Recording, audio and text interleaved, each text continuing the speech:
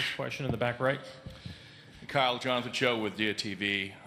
Beginning of this season, I know that you are still trying to figure out the decisions by your GM, Masai Ujiri, especially trading your close friend DeMar DeRozan.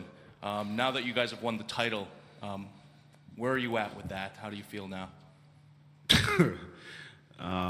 You know, when he made the trade, you know, as a friend, my emotions was there, but I understood that, you know, I had to go to work, and I still played for the Toronto Raptors, so I knew that that's my job. My job was to go out there and to be the best basketball player I can be. And how I feel now is we won a championship. I mean, it's a great feeling. Bruce on the left. Kyle, Bruce Arthur from the Toronto Star. You've been in this organization for a long time. This has been your goal for a long time, but your whole basketball career, you felt undervalued. You felt like you never found a home until here. And even in your Toronto career, there have been ups and downs. Can you put into words what this means for you, for Kyle Lowry, after everything you've been through kind of your whole life? Words can't explain how I feel. It's been a long, long time, 13 years. Of NBA basketball, a couple years of college, you know, a couple years of, you know, high school basketball, and to be able to say I'm a world champion, you know, it makes me feel great. And to do it with the group of guys that we did it with is amazing. Like, it's just, you know, it's kind of still surreal. It hasn't hit me yet, and you know, I'm still kind of in this moment of just like, you know, is this real yet? And for me, just at the end of the day, I work extremely hard on my game. I work extremely hard on myself, and I am extremely hard on myself.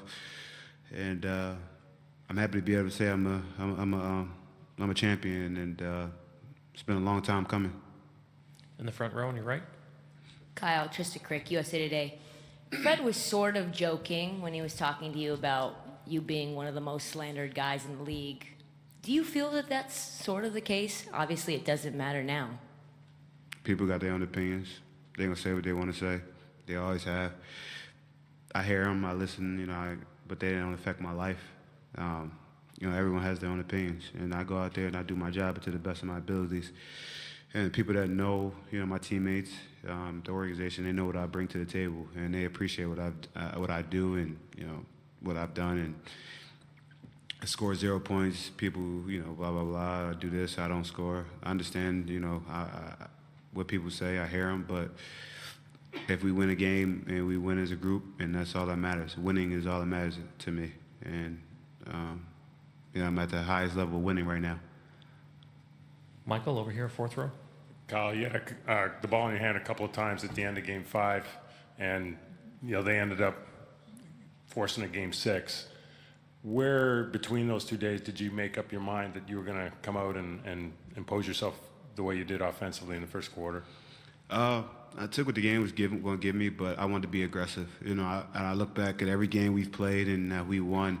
I've shot, you know, double figure times, and I was more aggressive. And the games, you know, I think besides Game 1, but other games, all the other games that we won, I was more aggressive offensively, makes or misses.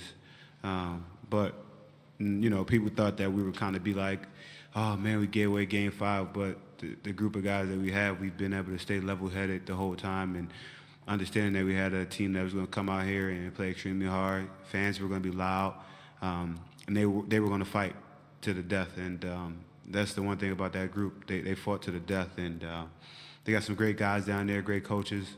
And you know, we tip our hats to those guys because they you know, they're the definition of champions. What did you learn about Kawhi during the last 2 months that you didn't know from the regular season? How tough, I mean, it's a lot. I mean, he's unbelievably good. He's been showing it all year. It's nothing you can, you know, he's shown us this all year. And, yeah, he's an NBA Finals MVP again. Back right. Hi.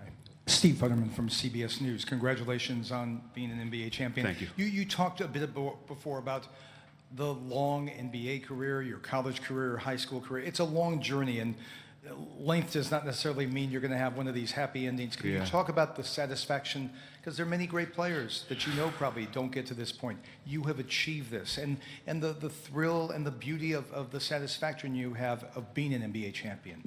It's kind of crazy, you know. There's a lot of guys that has the same journey and they haven't been able to get to this point. And you know, I'm just so happy to be able to be a part of it and to say I'm an NBA champion.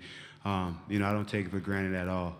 I know how hard how hard it's been, how hard it is to get here. I know how hard it takes, and it takes some luck also, and it takes some, you know, some purified professionals just to go out there and just keep going and working and trying to get it done. And I'm happy to be a part of that fraternity now, to say I'm a champion. And were there some times, I'm guessing you're a human like everyone else, can you talk about, now that you're on the top, were there some times when you said to yourself, I wonder, should I keep the battle going? No, I always want to keep working. I love this game. I love this job. I love my life. I just continue to grow, just continue to get better as a man, as a basketball player, as an individual. Last three, we'll do Eric, Robert, and over here. Eric Curry, The Athletic.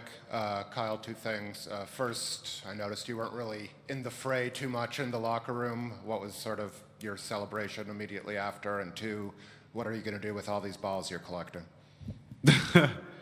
I don't drink, so, you know, I didn't want to, you know, I did a couple sprays, and I wanted to, you know, make sure that everybody, I was in there a little bit.